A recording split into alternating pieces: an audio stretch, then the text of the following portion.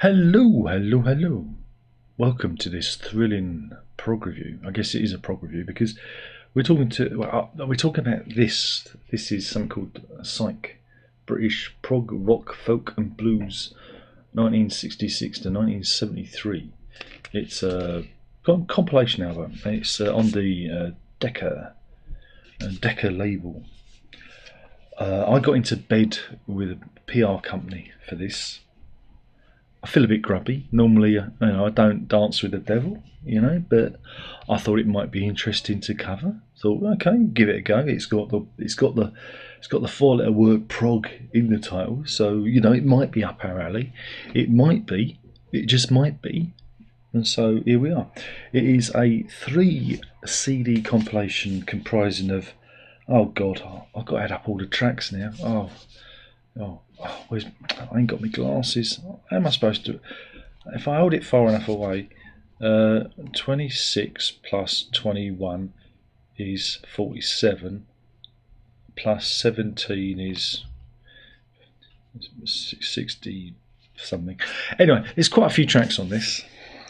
I think I dodged that one without anybody noticing. And it's triple CD, and it's got artwork, but it's got one of those things where the CDs are in the pockets there.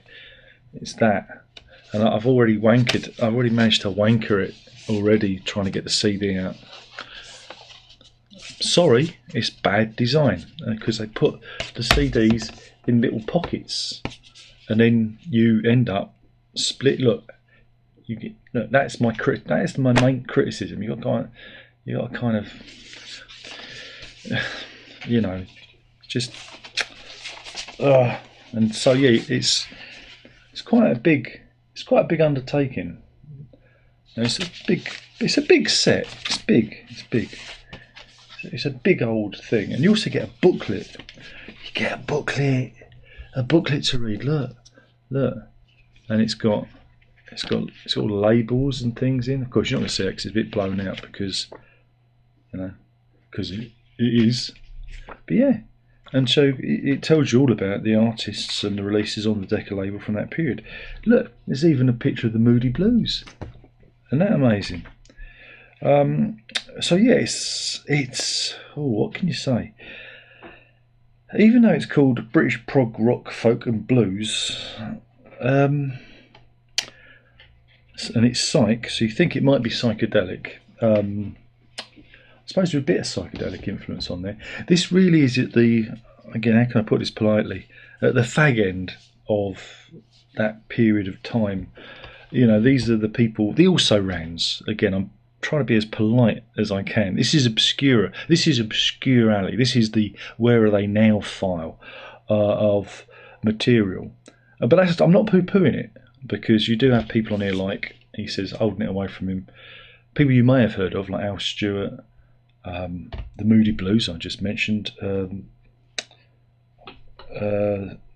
Savoy Brown Band, 10 years after. Typical, the sun comes out and I get completely washed out. There we go, done. And then it'll go dark, and then you won't be able to see me. And bands like that. And there's this band on here called Genesis. I don't know if anyone's heard of them. They're on here too. But yeah, the prog credentials are more Genesis and The Sin. You've heard of those guys. Higginbottom. You heard of Higginbottom? Alan Oldsworth's first band, their album Higginbottom's Wrench. There's a track from there because that was on Decca. It's all on here. So yeah, it's a real eclectic, esoteric collection of material. The first disc, again, it's chronological, I think, mainly chronological in its arrangement, which I agree with. I like that a lot. So it starts off mainly in mono, and then by the time we get to the last couple of tracks, it goes to stereo, and then disc 2 and 3 are in stereo as well. But the interesting thing is, there's Denny Lane on here as well. Small Faces, they're on here as well. it kind of, a lot of the material, it's more, what you do is you end up listening to these tracks and thinking, that sounds like insert band here. Mainly Pink Floyd and The Who. There's an awful lot of Who influence on this, which, that's fine, I like that. And it's only when you get to disc 2 that things start to open out a bit more. And like I say, you've got Genesis are on here. But it's not the good track. It's In the Beginning, which... of that album, Genesis to Revelation, that's not a favourite of mine. I don't think that's the strongest track on the album, but I'm being niggly. But like I say, it's interesting to hear Higginbottom on here. Egg, that's from the Canterbury scene, isn't it? So that's good. And there was one, oh God, where is it? That I thought was interesting. World of Oz, King Croesus. I thought that was an interesting track. I kind of like that. And there was another one that was, Caravan's on here as well. See, we've heard of them. That's where the prog credentials come in. I listened to this. I actually sat and listened to it, all 3 CDs. That's why it's taken me so long to do it. Again, then the PR person says, "Have you done it? Have you done it? Have you got the CD? Have you got the CD?" You don't really want to reply. You don't really want to reply to them. Oh God, where is it? There was a track on here. Oh yeah, here it is. The Fire, Treacle Toffee World. And I think they had a track called, was it Father's Name is Dad? And that's a real kind of psychedelic, Pink Floyd-y type track.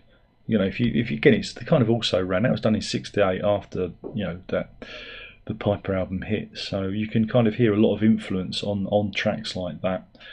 But yeah, as the compilation goes on, the material opens up a bit, and you get more experimental stuff, like Cemetery Junction Parts 1 and 2 from Room. That's an instrumental piece, which is, again, a bit proggy as it were. And yeah, I mean, again, it's not going to be for everyone, because Daryl Ways Wolf, Ian Mosley, Marillion was in that band, wasn't he? So there's more prog credentials there. So yeah, you get this kind of hippy drippy stuff. There's a bit of blues, a bit of blues influence, a bit of psychedelia. Only that kind of real English, kind of nursery rhyme style kind of psychedelia that the Floyd did. Like I say, a bit of Who influence peppered through it. And yeah, I mean, this is going for about 20 quid on Amazon. I shall put a linky in the description, and if you purchase it, I shall get a glowing magic penny, which will be pulled from Jeff Bezos's own arsehole, I believe. So there we go. I look forward to receiving that magic penny if you decide to buy a copy. You don't have to, because see, but we're getting to the nub of the matter. This is the nub of the matter, because I'm going to do a competition. What I'm going to do is this bit I'll probably edit out later, so you won't see it. So I'll give it a couple of weeks. I don't know. I haven't really thought this through. But what we'll do is we're going to do a giveaway. And yeah, if you send an email to I've got to think of an email address. I got it. throwmysocks@darrenlock.com. That's throwmysocks@darrenlock.com, with your name and, well, I won't bother with the address. Just your name. Do I need to be a competition for a big? Do I need to do that? I better think of a question then. Okay. Name the producer. I mentioned Genesis to Revelation. Name the producer of that, who is also a convicted paedophile. So it's pretty easy for you to get that. You should be able to get that. That's pretty easy. It's pretty easy for you to get that answer. I'm sure it's out there somewhere. and send your answer. I won't read your answer.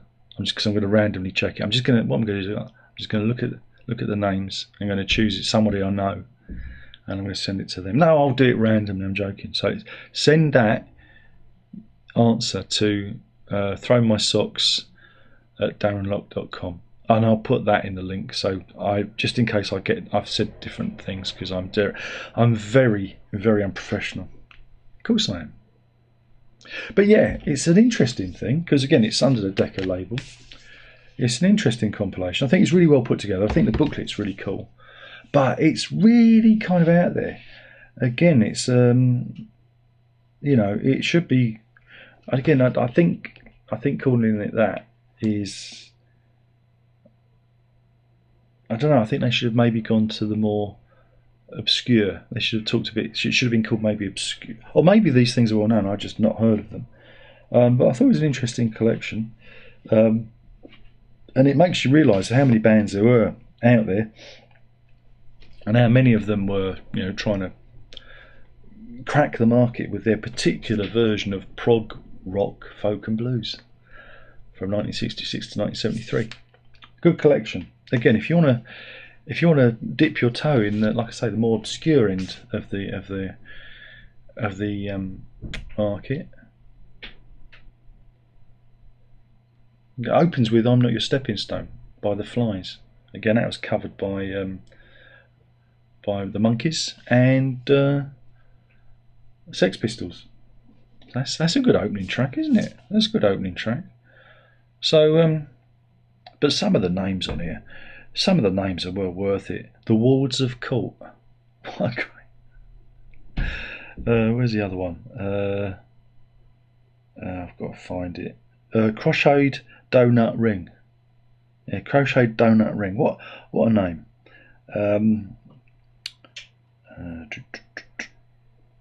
They've got some strange. Tinkerbell's Fairy Dust. Have you heard of them? Nope. I've not. Garden Odyssey Enterprise. Yeah. Jan Dukes de Grey. There's some, yeah. The Johnny Almond Music Machine. I think he played at our wedding. And of course, the band that's always at the top of the alphabeta-sized record collection, Aardvark, which I was going to name this channel Aardvark because you'd appear at the top. That's why it's called R. It's Darren Lock. See. But yeah. Oh, and Khan's on here as well. Khan. So yeah, interesting collection, and thank you, Miss PR person, for indulging me and letting me have a copy of the thing you're trying to push. I've pushed the thing, you push the thing, and hopefully one of my lucky viewers will get said thing sent to them. Gratis. That means for free. That means for now. Okay, and that's the review. Thank you for watching. I've gone on far too long. Mind you, it's 3 CDs, a lot of tracks, so it needs to go on a bit. And if you've never heard of Higginbottom with Alan Holdsworth, his first band, there's a track on it, isn't there? The Castle, check that one out. Yeah, thank you for watching. There's only one more thing left to say, and that is prog on. Oh yes, definitely prog on.